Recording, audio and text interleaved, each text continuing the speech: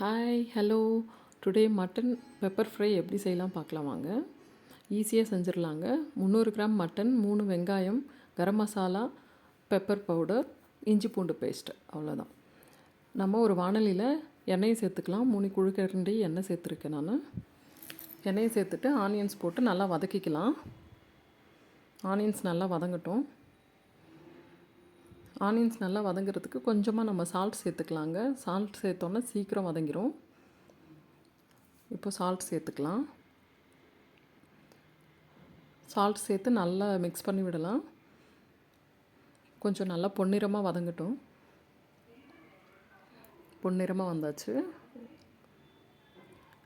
இப்போது இஞ்சி பூண்டு பேஸ்ட்டு சேர்த்துக்கலாம். 1 ஸ்பூன் இஞ்சி பூண்டு பேஸ்ட்டு சேர்த்துருக்கேன். அதையுமே கொஞ்சம் நல்லா மிக்ஸ் பண்ணி நல்லா கலரி விடலாம். இப்போது வேக வச்சு வச்சுருக்க மட்டன் 300 கிராம்ஸுங்க மட்டன், அதை சேர்த்து நல்லா மிக்ஸ் பண்ணி விட்டுக்கலாம்.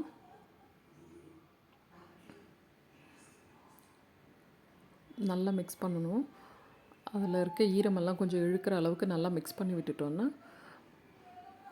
நம்ம தேவையான மசாலா சேர்த்துட்டோன்னா ஈஸியாக ரெடி ஆகிடும். மஞ்சத்தூள் சேர்த்து மிக்ஸ் பண்ணிக்கலாம்.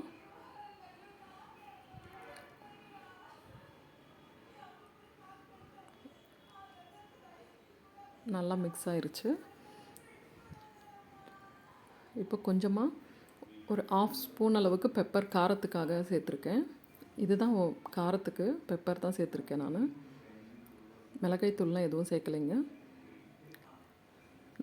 பெப்பர் போட்டு நல்லா வதக்கிட்டு கரம் மசாலா பவுடர் கொஞ்சம் 1/2 ஸ்பூன் சேர்த்துக்கலாம். சேர்த்துட்டு நல்லா மிக்ஸ் பண்ணி விட்டுடலாம். மிக்ஸ் பண்ணி எடுத்துட்டோன்னா நம்மளோட பெப்பர் ஃப்ரை ரெடி. நம்ம மட்டன் வேக வைக்கும்போது சால்ட் போட்டிருக்கோம். இப்போ கொஞ்சமாக தேவையான அளவுக்கு சேர்த்துக்கலாங்க. சேர்த்து நல்லா மிக்ஸ் பண்ணி எடுத்துட்டோன்னா நம்மளோட பெப்பர் மட்டன் ஃப்ரை ரெடி. ஈஸியாக சிம்பிளாக செஞ்சிடலாங்க. தேங்க்ஸ் ஃபார் வாட்சிங். Please like, share and subscribe. Thank you.